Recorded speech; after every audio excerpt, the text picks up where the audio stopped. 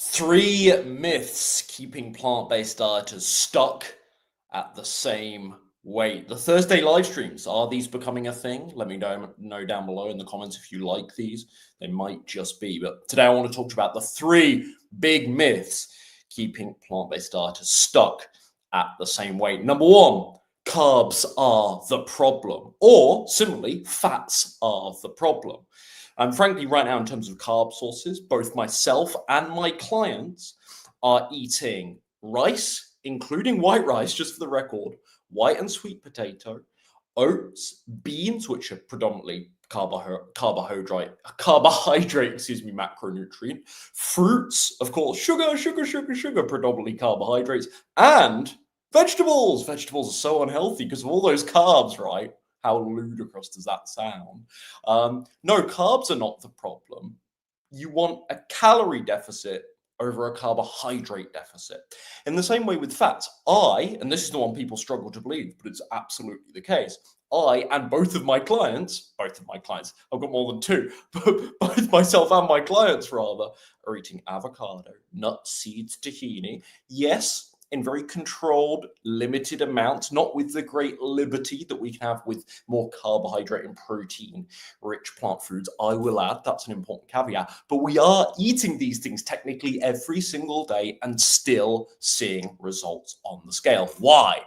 If carbs are fattening, if the fat you eat is the fat you wear, how on earth can we be combining both and still losing weight at the same time?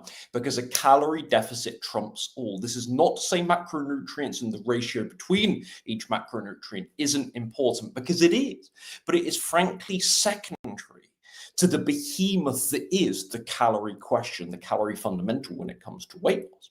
Now, a lot of people then come from the frame of, but it's not calories. I thought weight loss was about hormones and insulin and whatnot. And that is also true to an extent, but nothing usurps the importance of calories. They are first and foremost. This is after nearly 600 clients coached, and obviously living this way now for 10 years, being into health and fitness now for 12, 13 years. Somebody on my comment section last week wrote, I'm not listening to a YouTuber. And I was like, fine, that's fair enough. I'm not actually a YouTuber. You're just a little YouTuber. No experience, no 600 clients, no hundreds of testimonials and case studies on his website. None of that. No experience, just a little YouTuber running his mouth. I was just like, oh, yeah, because I'm not a doctor, I don't have good ideas. That's how that works. Very interesting. But no, take it or leave it, obviously. But 600 clients coached now, we're eating lots of carbohydrate, high carbohydrate diet, between about 50 to 65%, some clients, of our calories on Slim and Sustain are coming from carbohydrate sources. This blows people's mind. You don't have to do keto. You don't have to do low carb. You don't have to eliminate fruit. You don't have to only eat brown rice and not eat white rice. Yeah, we can argue brown rice is advantageous from the fiber perspective versus white rice. But again, it is about a calorie deficit. Everything else is frankly minutia. Now, you want, of course, that calorie deficit to come with as many to come with a health conscious view. Obviously, you want that calorie deficit to predominantly come from whole foods that tend to be rather nutrient rich. Yes, indeed. Obviously, you want that calorie deficit to be comprised of not equal, but a nice balance between each of the three big macronutrients in carbohydrates, protein, and fat. You absolutely do. For diversity, for nutrients, for getting all that you need. For satiety, I think having diversity of macronutrients has really been shown to be rather important too. But it still is just a calorie issue. Now, you could go and eat McDonald's, vegan McDonald's, every day. You could go and eat the fries every day. And if you finish every day in a calorie deficit, you will lose weight. That is in effect what I'm saying. Some people deny this, but it's not my methodology. It's not the flexible dieting approach I advocate. It's not healthy, and I don't think it's going to be all that sustainable. It's not going to be very satisfying as well. If you only have a finite amount of calories to use to spend every day, it's not going to be particularly useful spending it on McDonald's French fries and Pop-Tarts, because that's not going to be a lot of food volume, never mind the sparse lack of nutrients there. Anyway, I digress. Carbs are not the problem, and that's myth number one we want to overcome here. But also in a similar vein, I wanted to chuck in, fat is not the problem either. Protein is not the problem either. This is a calorie issue. Okay, it's a calorie deficit over a carb deficit. It's a calorie deficit over a fat deficit. You can eat all three macronutrients. Again, not to say you need them in equal amounts, because you absolutely do not. That should be tailored to your goals and highly personalized to you personally. I know I sound like a bit of a diplomatic fence sitter by not maybe taking a stand so much sometimes, but that is the best answer I can give. Is actually, these things are highly personalized to you. I'm not going to sit here yapping away on the internet to a video that might potentially reach 1,000 people in the coming weeks and just give some blanket advice that may be actually really appropriate to Gary from Idaho, but might not be that useful to Mary from Skegness. Shout out UK. But you get what I mean here. This is a calorie issue. Again, this is swept under the rug. There's many plant-based teachers, sadly, not naming names, I'm not the drama type, that deny this is a calorie issue. But again, this is an issue across the diet spectrum. I won't single out, some vegan and plant-based teachers on this. There are all sorts of figureheads with really incredibly surprisingly large audiences, in the keto world, in the carnivore minded world, that are all saying, no, it's not about the calories, right? Just eat healthy and you'll lose weight, or just don't eat carbs and you'll lose weight. What, even if you're eating 5,000 calories a day? Come on, this is absolutely absurd. So that's myth number one, keeping plant-based eaters stuck at the same weight. Carbs aren't the problem. This is a calorie issue. Simultaneously, fats aren't the problem. This is a calorie issue. You can eat both of them. You just need to know how to eat everything to a calorie deficit, but still get all of the nutrients you need. And that takes a bit of time and a bit of knowledge, but you'll get there figuring all of that stuff out. Where you won't get there, and where this will become wildly unsustainable to you, is if you move forward thinking that macronutrients or food groups are the problem versus, no, your calories are not in check. And that's really going to need to move the needle, when you finally confront that. Myth number two as to why plant-based eaters are stuck at the same way: you just need more discipline. This is the whole shtick now, and I've talked about this before. I dedicated a chapter to mind mastery and weight loss, and I think it's valid still. I don't look at that and go, oh, what a clown. That was a silly thing to write about. I absolutely still stand by it, but I just think you can graduate from this paradigm and cut to the chase. But everyone talks now, this is the cliche thing, you see it on Instagram all the time: discipline over motivation. Discipline over motivation. This is what everyone's talking about. It's the little self-help mantra now: discipline over motivation. I've talked about this. I agree that discipline is more important than motivation. But there's something even above discipline. And discipline, and we'll get to what that is in a second, but you can probably guess if you've been following my content for a while, but discipline implies force. Right? It still implies that you must exert control and do things that are not necessarily your default setting or in your nature or what you actually want to do or feel like doing. That's what discipline implies to me. It's doing things when you don't actually want to do them. And again, a lot of your weight loss success might just come down to that character trait, being able to force your way through tasks you don't necessarily want to do. But this is a paradigm, again, that you graduate. You don't have to exert force when your behavior actually changes. You don't need willpower when your behavior actually changes, to the extent that healthy habits, become part of your routine and your lifestyle day to day, to where they're relatively, let's be realistic with this and say relatively automated. They can be extremely automated, effortlessly so, but relatively automated, because of your brain's associations and how you build behavior patterns over time. And so this is the beautiful thing about genuine habit, lifestyle, and behavioral changes. You don't need discipline anymore. You don't need or I should say as much. I shouldn't speak in absolutes on this, but you don't need as much discipline. You don't need as much motivation. You don't need to force yourself to constantly do things that actually feel out of character to you and misaligned with you because of how you've eaten for the last 20 years. You don't need to do that, because you flip the script, because you internally externally have actually changed. Makes sense? I'm always talking about how true transformation happens on the inside, not the outside. We see the amazing before and after photos with weight loss, but the best thing I feel I can do for my clients, I can help my clients with, is change in here. So there's actually a chance of permanent results. Who cares if they lose 30 pounds working with me on Slim and Sustain if they gain it all back in 6 months on the scale, because the habits and the behavior hasn't actually changed. And my program was very effective for them, but it was just kind of a mask. It was a quick fix, it was a papering over the cracks because they had 6 months or 3 months of massive accountability from me and clear structure and instructions on precisely what and how much to eat. But then once that is taken away from them, once they don't have that, or they go flying back up the scale. This is why it's important not just to lose weight, but also to improve your relationship with food, improve your mindset, build genuine habits. So the weight you've lost actually has a chance of sticking. Does that make sense?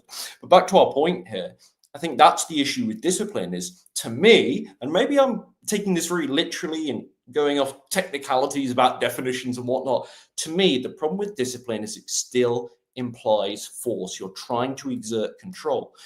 And the beautiful thing about habit and behavior change is it's automated, it's routine, it's built in to your daily schedule, it's built in to your associations and your triggers and your prompts in your brain. So things just flow and things just happen without the degree of consciousness and mindfulness that you might need them right now towards the start of your journey. And that's fine. That's a rite of passage. Things don't become automated overnight. So if you're wondering, well, how do I get that, Ryan? How do I tap into that wonderful sounding behavior change to where this does feel rather automatic and it doesn't feel like I have to force it all the time? I don't need discipline, willpower. How do I get there? Time, repetition, reframes.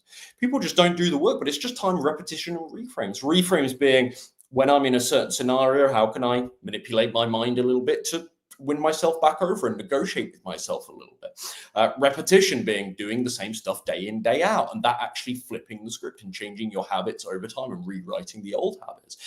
3 being time. Okay, you just give this some time. Deploy a little bit of patience with this. Don't be that little impatient weight loss gremlin that does something for 5 days to think, why haven't I lost loads of weight yet? Why haven't I changed that much? Oh my God, it's day 6 and I've got cravings. Oh my God, I can't even. What did you expect, man? You've been cheating on your diet for 20 years. You expected to get to day 6 and not have any cravings? Come on, this is ludicrous. So time, repetition, and reframes. That is how. And let behavior change do its thing. It happens on its own. When you just keep plugging away, not perfectly, but consistently, you'll still make mistakes, but you get back on the wagon.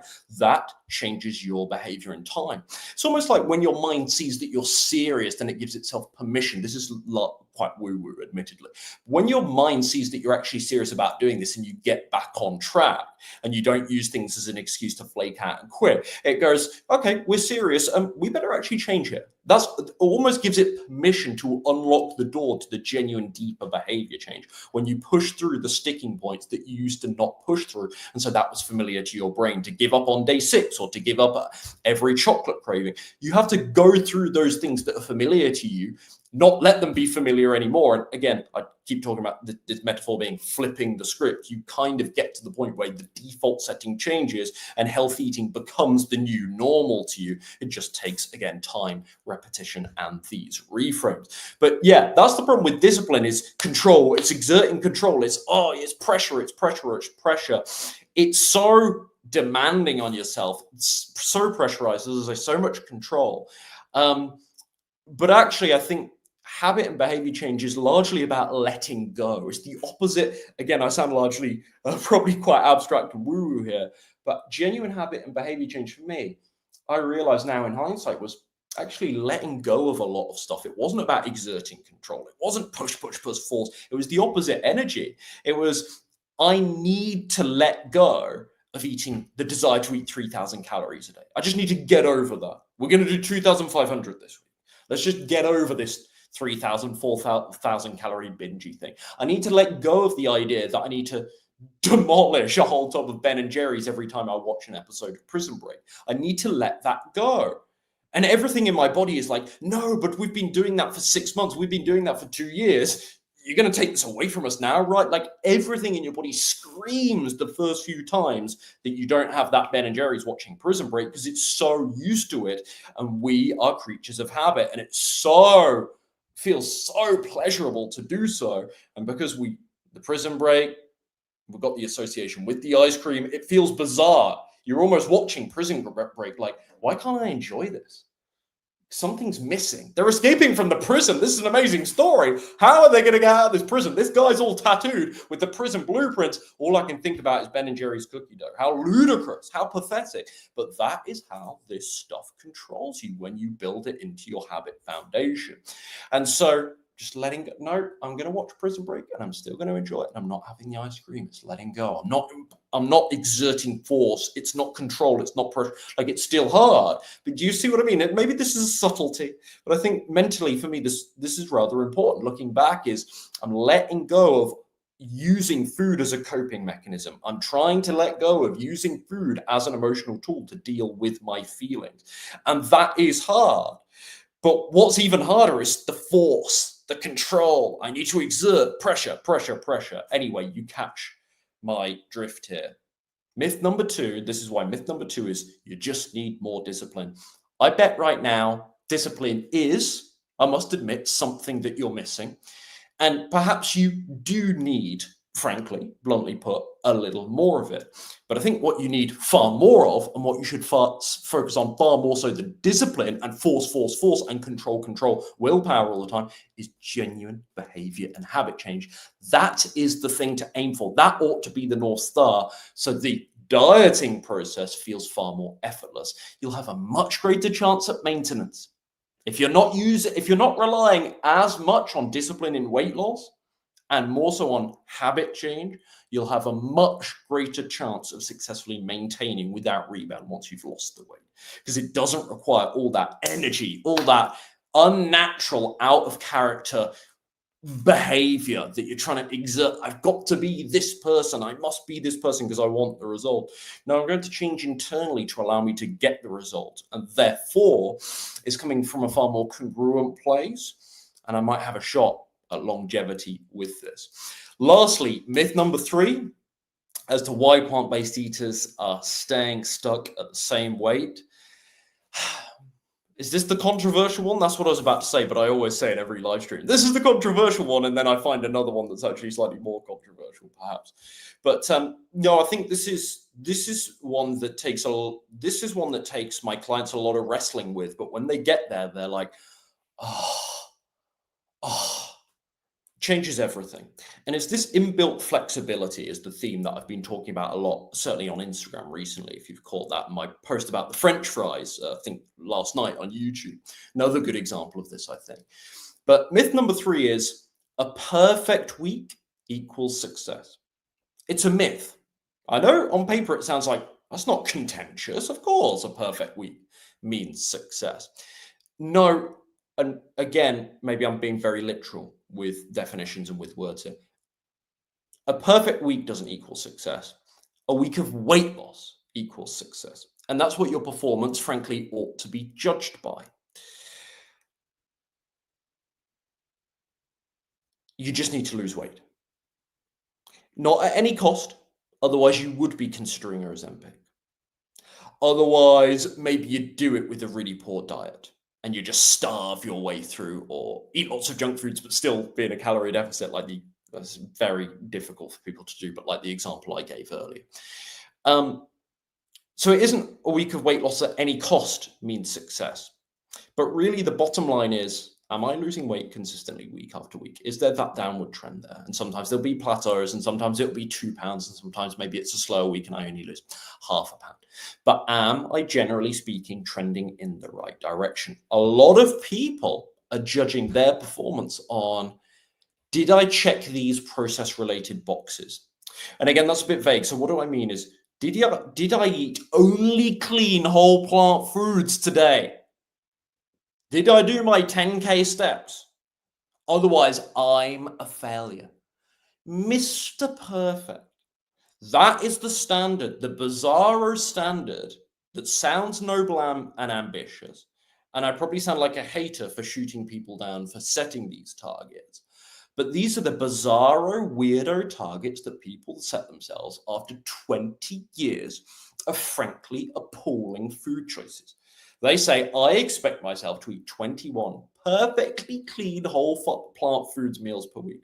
And of course, what happens when you go out with this standard? Maybe you do it. Fantastic. Then a perfect week does equal weight loss, and that does inform you that you are being successful.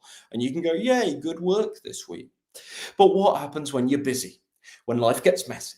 When there's weddings, when there's vacations, when work gets a little bit stressful, when you're having an argument at home, when one of the kids is sick and you're in the house a lot more and there's all this food around and you get the grazing and you get the nibbles.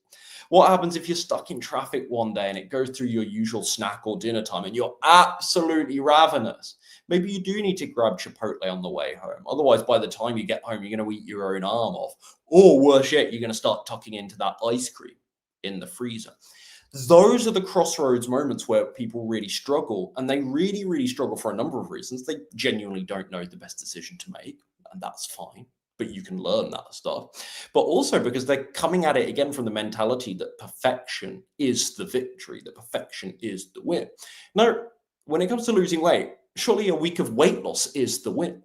And so if that week of weight loss still involves one or two moments where you make a decision that is marginally less than perfect, but it keeps your overall diet going the right way, and it stops you diving into these weird overcompensatory feeding, bingey, rebound, relapse behaviors because you're not playing with fire as much.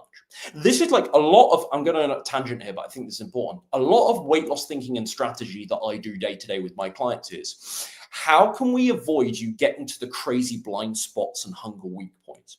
Where are the times in your day where you're most likely to screw up based on history? Where are the moments where you could actually be out of the house for 7 hours since you've eaten a meal, and you're really likely then to get not just hungry, but then if you combine that with some kind of emotional trigger, like you're stressed or you're sat in traffic or something's going wrong at work or home or whatever, you combine the physical hunger with that kind of like the emotional stuff. And if you've been a bit of an emotional eater, like I certainly was, still am to a degree in the past, and like that's a recipe for disaster, right? How do we cater to that individual? Right, let's find the moments where you might be weakest and plug those leaks and think about backup plans in those moments to prevent you from doing something really bad.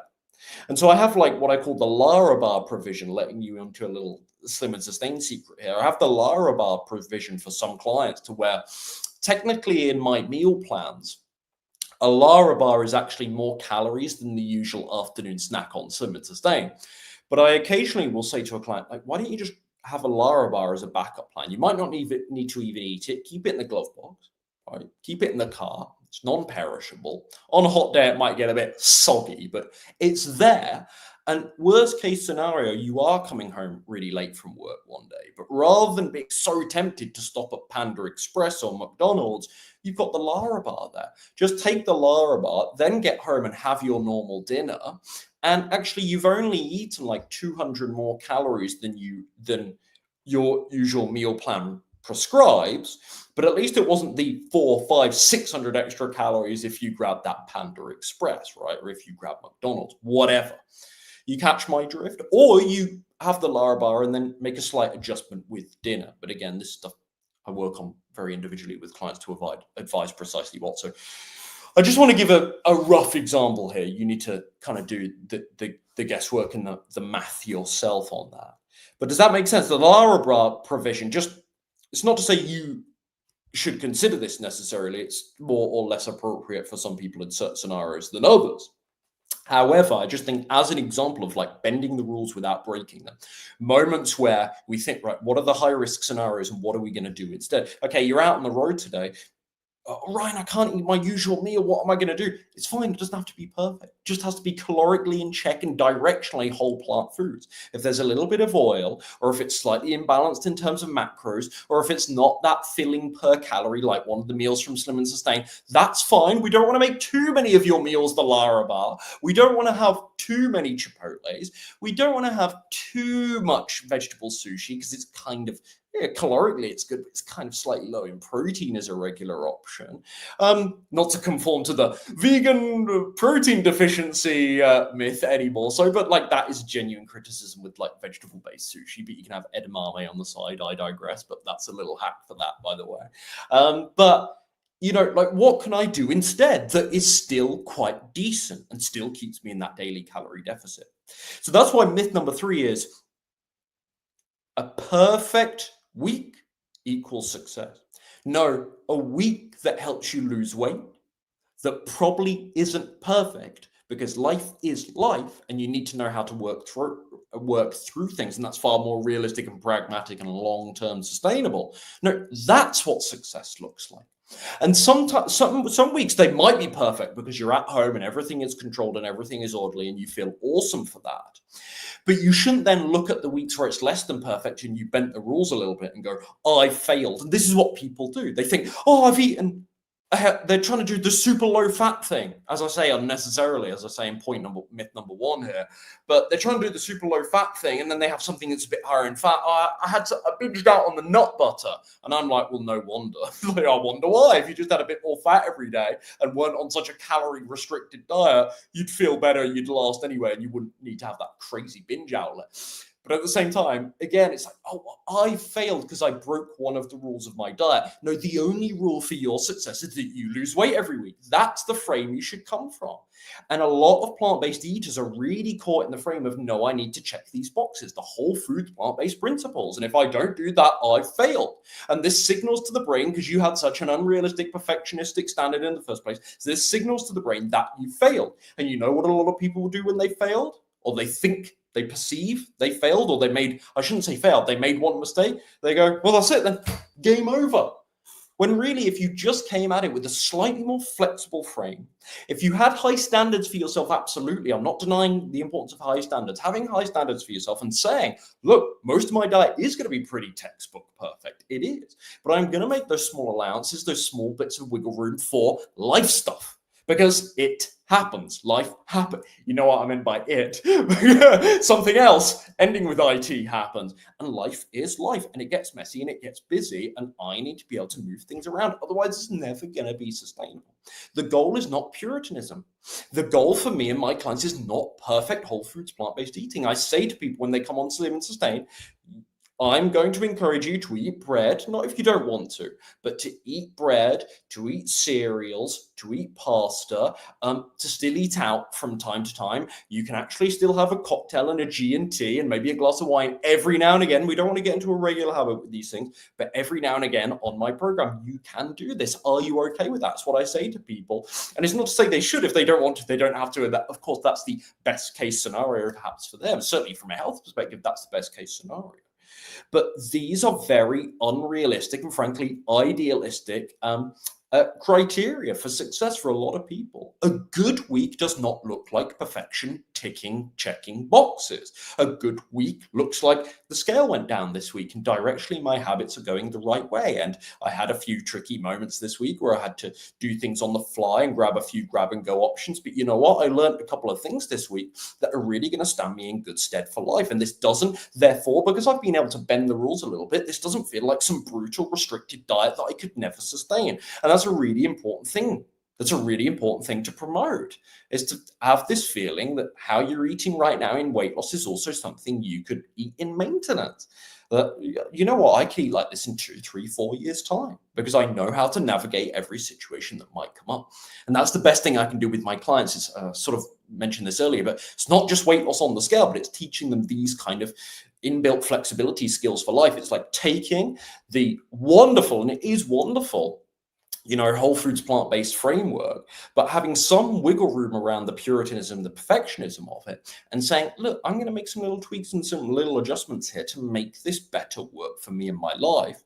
And maybe that means conceding on 5% of my diet that might not be as textbook perfect, but actually allows me to stay consistent with the rest of the perfect framework in a way far more so than if I tried to do it perfectly and that sent me spiraling the other direction, because at times it was very, very inconvenient or unrealistic. Does that make sense?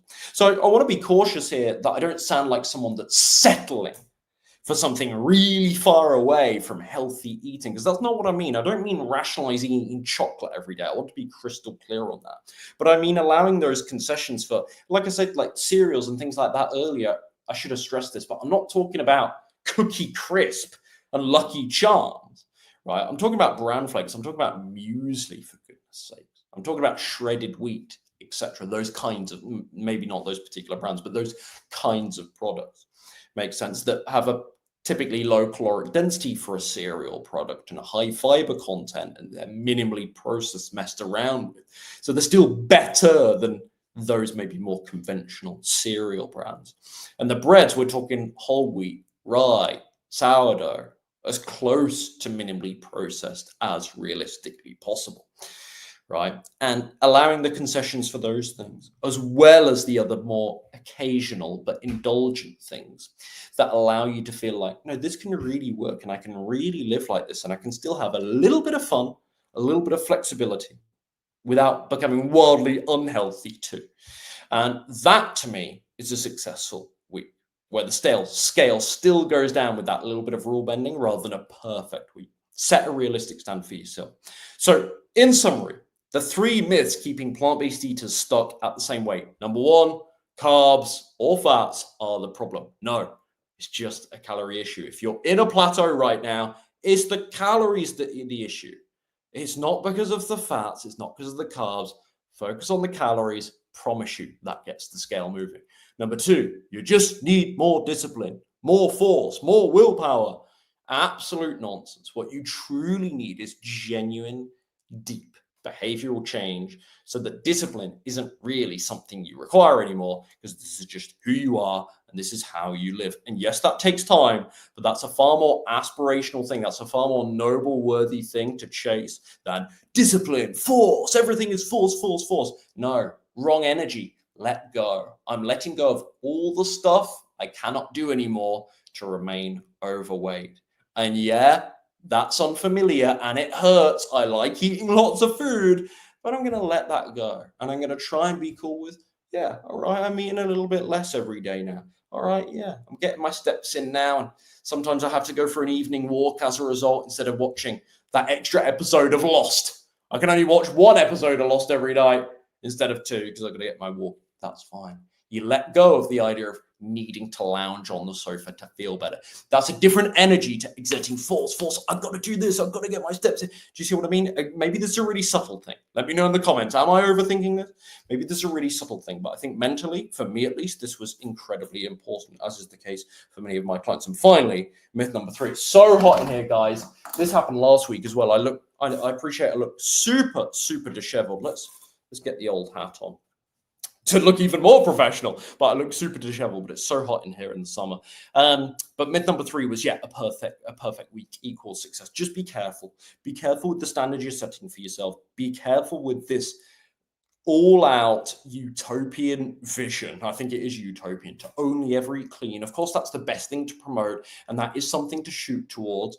But really, just having those small allowances, that little bit of wiggle room, can it actually keep you more consistent? Bending the rules without breaking them, can it keep you more consistent? And again, a perfect week of clean, healthy eating still might not result to weight loss. I meant to say this earlier, but weight loss on the scales anyway, if your calories are too high. So a successful week in a weight loss phase is I lose weight. I'm still mostly doing it with very, very healthy habits. And directionally, we're going the right way. Everything is going the right way. I'm making progress, right? I'm saying no to most of my cravings, more so than a couple of months ago. I'm making progress. We're going the right way. We're on the right trend. It's not, I did everything exactly to the textbook in terms of the process this week. I had fermented veggies at every single, that is not the stuff that dictates success on the scale. It might help with a really balanced diet, but you couldn't better believe it, have a really balanced diet and still lose weight at the same time by making sure, again, you're in that calorie deficit. So at the heart of all this, I think these 3 myths, and this is what I've been talking about a lot lately, comes down to this one core idea. And this is the big realization after, again, nearly 600 clients coached, just a YouTuber. You're just a YouTuber. You're not a doctor. Keep quiet, boy. English boy. Never speak. I've got nothing to share just because I'm not a doctor, right? But at the heart of all of this, again, 600 clients coached then through Slim and Sustain, is most people don't have a weight loss problem. They have a sustainability problem. And it's their attempts to lose weight are unsustainable because they think that cutting carbs or cutting fat is the answer, because they don't actually change their habits and behavior, like myth number 2, because they have unrealistic and perfectionistic standards and therefore end up quitting because that's never going to be sustainable. Like all of these 3 myths that I've talked about today, again, they all feed into the same core philosophy, that idea that I've been talking time and time about again lately. You don't have a problem losing weight. You can do it. You know you can. But you have a problem actually sustaining it. And I break all of this down in the new, if you haven't read it, the new Vegan Slim and Sustain Insider document. So I'll put a link to that down below. And in that document, I also cover, of course, what to focus on instead. And even if you don't join, the Insider document, to be transparent, is not a how-to. It's not like a freebie how-to guide. It is free. But it's not a how-to guide that walks you step by step through the process of losing weight. I'm more talking about my insights in these 5-6 years coaching full-time with Slim and Sustain now, that I've learned, seeing where people go wrong, seeing where vegans and plant-based dieters are messing up with weight loss. And I'm trying to therefore shift your attention to what actually is going to be the needle mover there. But it comes down to the same core truth time and time again. Like, you don't have a weight loss problem, you have a sustainability problem. And when you lose the quick fix, when you lose the weight loss hack, diet mentality, it's amazing how you open yourself up to this world of strategy and thinking, mindset shift, behavior, beliefs that will actually allow you to tap into far more longevity and sustainability. And you become far more patient, and you have a totally different filter and frame of strategy. So when you hear different ideas on, try this diet or try, like, you have a much better filter, a much more sensible, sustainable filter for working out what you should do and what you should not do. And those are the big strategy decisions that you cannot make as well when you are playing the diet game, when you're in the quick fix mentality, when you're like, I've got to lose now, I've got to be perfect. Like, this is the wrong, erratic, scatty, demanding, instant gratification mindset that just feeds into all kinds of problems. You never last when you've got this mindset. And so, yeah, I break down all of this in the Insider Doc. So check that out. Check that out if you want to learn more about what it looks like to work with me on Slim and Sustain. But ultimately, even if now isn't the right time for one reason or another to join Slim and Sustain, I know you're going to get some big mindset shifts from reading that document. So check it out. It'll be linked down below. You don't have a weight loss problem. You have a sustainability problem. Stop the extreme stuff. That's my message. No fads, no quick fixes, no magic pills. There is no shortcut for doing the inner work and the habit and the behavior change. But when you have the right diet, and this is where a plant-based diet changed things for me, all of that inner work becomes so much easier, and there's so much less resistance. Have a good diet, do the right mindset work. That's all you need. It all comes together with time and repetition. You don't need to be nearly as perfect as you think to have success with this, but you just have to focus on the small wins and making progress. And just this mindset of light at the end of the tunnel, I'll get there in the end. It won't be perfect, but I get back on the wagon after I've made mistakes. If you set out thinking success looks like never binging, you ain't lasting. You ain't lasting, because that's going to inform to your brain when you do binge that you're a massive failure and why even bother. It's going to knock your confidence for doing it. And again, this is another reason going back. I meant to finish, but this is another reason going back to myth number 3, like a perfect week. It's like you've got to lose that idea, because when you do something that your brain deems as imperfect, however reasonable or unreasonable that is, but when your brain goes, I've been imperfect now, I've really screwed up, it really knocks your confidence and your self-trust and your belief you can do this. And you've got to manage that stuff very carefully if you really want to have a good shot at this, at losing the weight and keeping it off. Hope this helps. Check out the Insider Doc. Let me know if you like the live streams. They actually harm massively the growth of my YouTube channel, but number one, they're so much easier to film.